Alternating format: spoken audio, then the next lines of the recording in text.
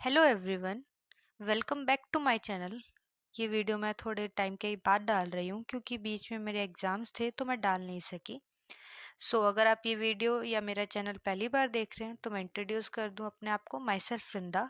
और ये मेरा बायोलॉजी रिलेटेड यूट्यूब चैनल है जिस पे मैं बायोलॉजी के जो टॉपिक है उनको ईजीली और ईजी वे में अंडरस्टैंड करने में आपकी हेल्प करती हूँ। आज हम पढ़ेंगे मियोसिस के बारे में। इससे पहले हमने माइटोसिस के बारे में और सेल साइकिल, सेल डिवीजन के बारे में भी क्लासेस लगाई हैं और सेल बायोलॉजी के भी हमारी क्लासेस लगी हुई हैं, आप वो भी देख सकते हैं। स्टार्ट करते हैं। मायोसिस।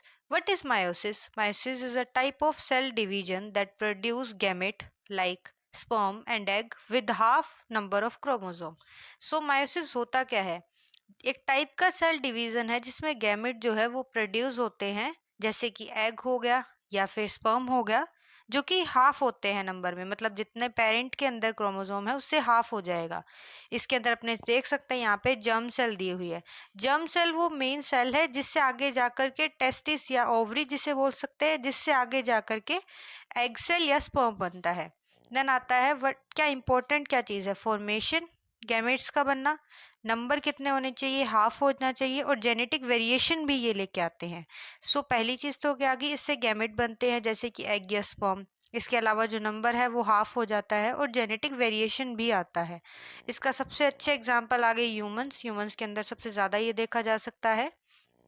इसके अलावा अपने ये भी देख सकते हैं कि क्या डिफरेंस पड़ जाता है कि अपनों ने पहले माइटोसिस के बारे में पढ़ लिया है, अब अपने मियोसिस के बारे में पढ़ने, डिफरेंस क्या आता है इनमें। मायोसिस में मेन चीज़ क्या होती है कि डिप्लॉइड सेल होती है और उससे जो आगे चीज़ बनती है या फिर आगे जो डॉटर सेल्स बनती हैं वो हिप्लॉइड होती है। मतलब कि जो डिवीजन के बाद में नंबर ऑफ क्रोमोसोम है वो हाफ हो जाता है। सबसे पहला क्या आ गया, नंबर ऑफ डिवीजन, कितने डिवीजन होते हैं। और वहीं पर अगर अपने देखें कि माइटोसिस के अंदर डिवीजन भी एक ही होता है, मतलब कि जितनी सेल है उसके जो क्रोमोसोम है वो सेम ही जाते हैं दोनों डॉटर सेल्स में। तो यहाँ पर मियोसिस के अंदर दो बार डिवीजन होता है, पहली बार में डिवाइड होता है, उसके बाद में फिर से एक बार डिवीजन होता है, दो बार होता है। वहीं पे माइटोसिस में एक ही बार डिवीजन होता है। सेल जो प्रोड्यूस्ड होती है वो मियोसिस के अंदर चार होती है, ठीक है, क्योंकि दो बार डिवीजन हो गया, एक से पहले दो बनी फिर आगे दो बनी, और यहाँ पर दो ही सेल बनती है।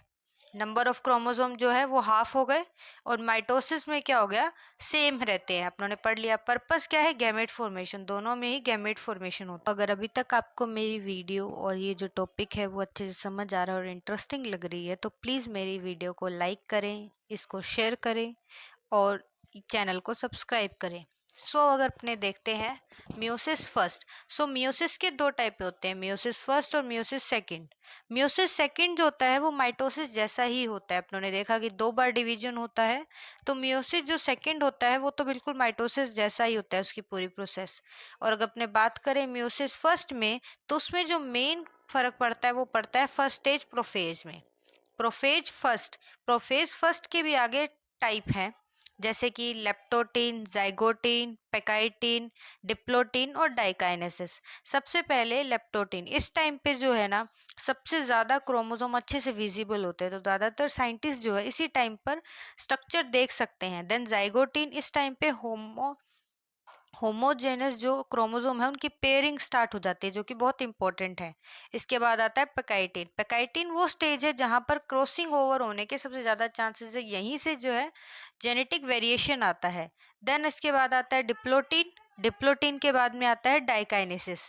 डाइकाइनेसिस के टाइम तक प्रॉपर उसका डिवीजन हो जाता है। उसके बाद में वही फेजेस आती है दोबारा से, मेटाफेज, एनाफेज, टीलोफेज, जिसमें मेटाफेज में वापस से वो क्रोमोसोमल प्लेट पे आ जाते हैं, एनाफेज पे उनका जो साइटोकाइनेसिस डिवीजन हो जाता है, और देन टीलोफेज पे जो है उनका प्रॉपर, मतलब कि कैरियोकाइनेसिस डिवीजन एनाफेज पे हो गया उनका, और जो साइटोकाइनेसिस वाला डिवीजन है वो उसका टीलोफेज पे हो गया।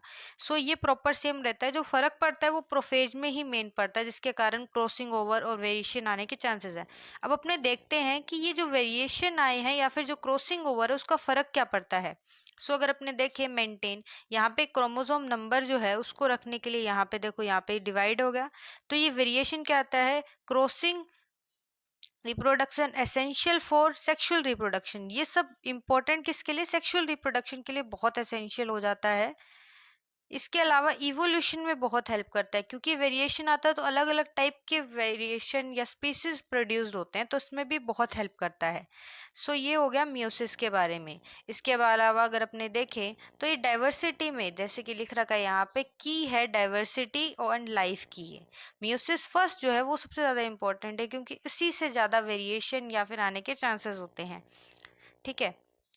इसके अलावा अगर अपने देखें, इसके अलावा अपनों ने जो है माइटोसिस के बारे में पढ़ ही रखा है, तो मियोसिस सेकंड जो है वो बिल्कुल प्रोसेस माइटोसिस जैसी ही है, कोई चेंज नहीं है उसके अंदर, सेम ही होता है, मतलब कि हिप्लॉइड से आगे हिप्लॉइड ही बनता है।